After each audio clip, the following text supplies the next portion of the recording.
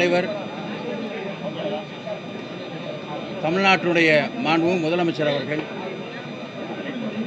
ஈரோடு கிழக்கு தொகுதியில்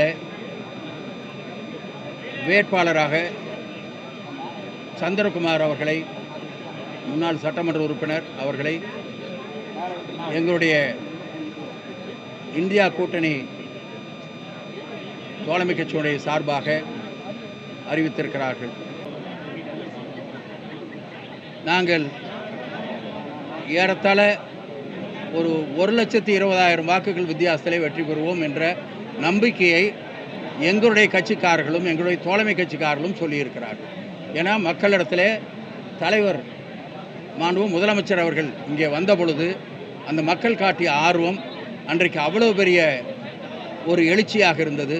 அந்த ஆர்வம்தான் இன்றைக்கு இந்த அளவிற்கு பொதுமக்களே சொல்லுகிற அளவிற்கு நிலைமை உருவாகியிருக்கிறது என்பதை தெரிவித்துக் கொள்கிறேன். தலைவர் தமிழ்நாட்டினுடைய மாண்பு முதலமைச்சர் அவர்கள் ஈரோடு கிழக்கு தொகுதியில்